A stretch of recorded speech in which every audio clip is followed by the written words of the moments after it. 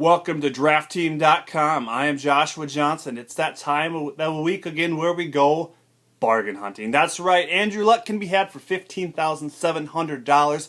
His Colts are traveling to see the San Diego Chargers. The Chargers are one of the top 5 worst defenses in the league.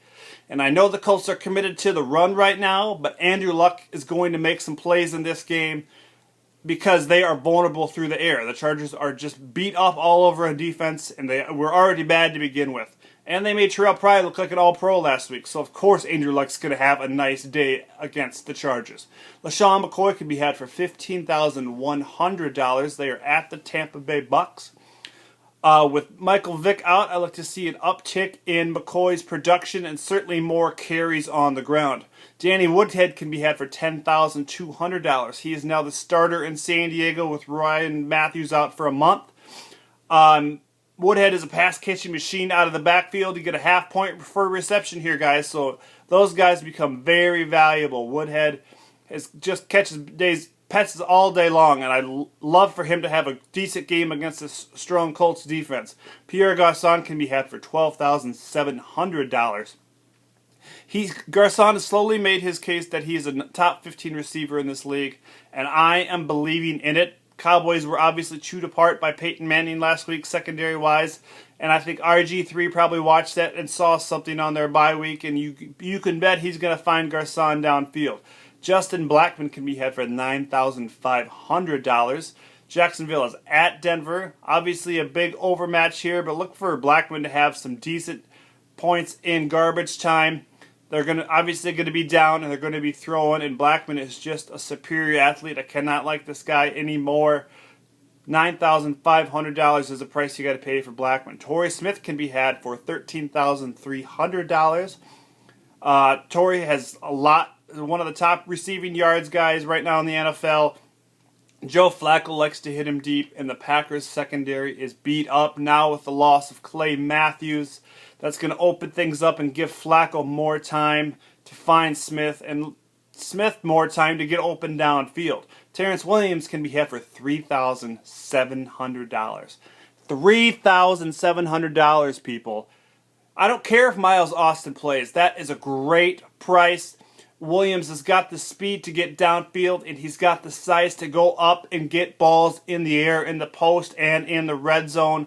Miles Austin, who? That's what I say. Terrence Williams, $3,700 for Terrence Williams. Bite on it, people.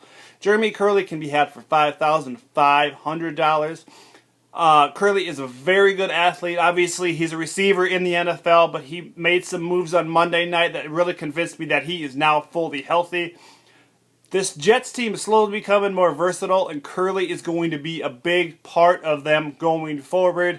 And especially this week against the Steelers defense, I like Curley to have a good day. Jason Witten could be had for $7,400.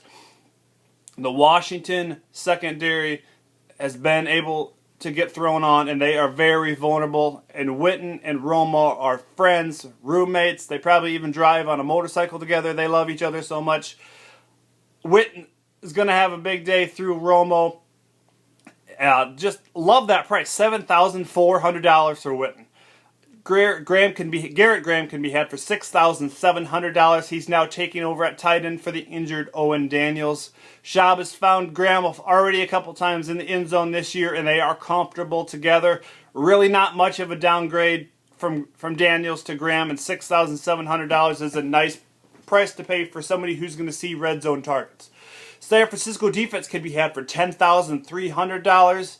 Now, last week Carson Palmer gave up three picks and still won a game. That's not going to happen against San Francisco. This team is too good. Larry Fitzgerald is beat up. They have questions at running back, and that's all good news for the 49ers D. The Kansas City defense can be had for $13,100. They are hosting the Oakland Raiders. This Chiefs team is very fast on defense, and they are going to give Terrell Pryor problems all day long, especially with a big question at running back. That's going to be good news. Now, players to avoid. I don't like the Tennessee defense. $19,000 at Seattle. That is way too much money to pay for them. At Seattle, that is ridiculous. Don't even touch the Tennessee defense. Deshaun Jackson's going to have Darrelle Revis all over him on Sunday. like Batman's cape. I do not like that at all. He's $12,400. Stay away from Deshaun Jackson. He's going to have Mr. Revis in his face. Phillip Rivers, $17,600. Now, I know he's throwing for a lot of yards.